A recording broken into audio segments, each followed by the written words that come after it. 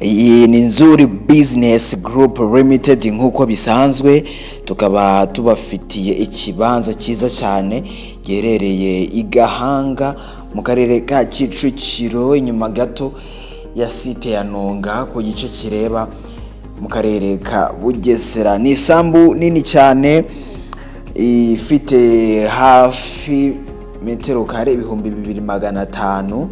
Muri kwireba neza namwe urabona ko ari isambu irimo ikibanza cyiza cyane, ikaba igizwe n'amatarasi atatu, ubwo n'uduce dutatu. Hano tukaba turi mu gace ka mbere k'isambu cyangwa se iki kibanza.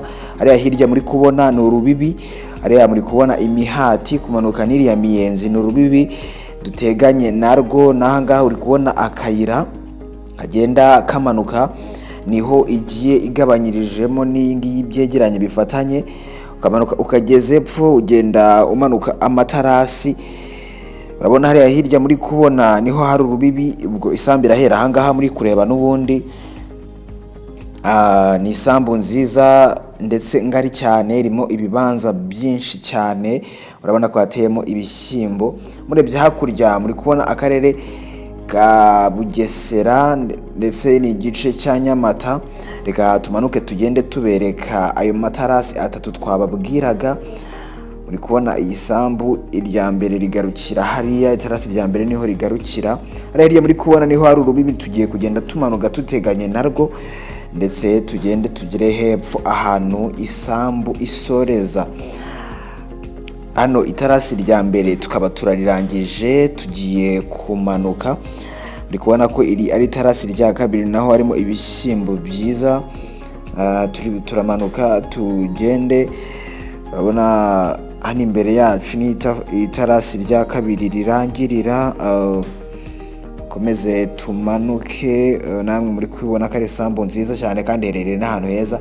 Ni Gahanga mu karere ka Kicukiro, ikaba ingana na metero kare 2500. Tugeze mu itarasi rya gatatu ndetse ari naryo rya nyuma, tugiye guhita dutambika turebe hirya gatoya, duhite tuberekana rwa rubibi twababwiraga, aho ari amatarasi atatu. Habanza irya mbere agakurikira rya kabiri, ubu ngubu iri ngiri muri kubona ni irya gatatu. Uyu ni umuyenzi ugaragaza urubibi rwayo rw'ahantu isambu irangirira. Turakomeza tugende turebe hirya gatoya.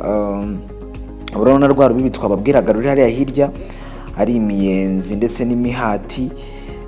Reka tugende tubibereke neza cyane. Urabona iyo uhagaze ahangaha nibwo uhita ubona ko ari amatarasi atatu, irya mbere, irya kabiri ndetse n'irya gatatu. Hano niho twababwiraga hari urubibi, namwe muri kubibona neza cyane, namwe muri kubyibonera. N'ahangaha twababwiraga urabona ko ari amatarasi atatu, ndetse iyi sambu ikaba yegeranye n'inganda z'Igahanga. Ahantu haherereye inganda z'Igahanga ni hirya gatoya cyane. Iyo hari ubureba mu Karumuna mu karere ka Bugesera, wamuteganye neza cyane. Iyi sambu rero ifite hafi metero kare 2500, ikaba iherereye Kicukiro Gahanga, nyuma gato ya site ya Nonga ku gice kireba mu Bugesera. Ikaba igurishwa miliyoni 15 gusa z'amanyarwanda, ariko ayo mafaranga ashobora no kuganirwaho. Ku bindi bisobanuro wahamagara 0788 48 67 cyangwa se 0788 222 0123, cyangwa se tukavugana. Dukorera ni hano ku Muhima, hafi yahahoze hakorera Yamaha, mu nyubako yahoze ikoreramo Yamaha, neza neza hano muri feruje zo ku Muhima, ku nzu yanditseho Shema House. Uvuye Nyabugogo ni bumoso bwawe neza neza ku nzu y'amatafari ahiye yanditseho Shema House, ukahagera ubundi tukaguhereza ibindi bisobanuro kuri iyi sambu igurishwa. Igiciro ni miliyoni 15, ariko gishobora no kuganirwaho tukumvikana.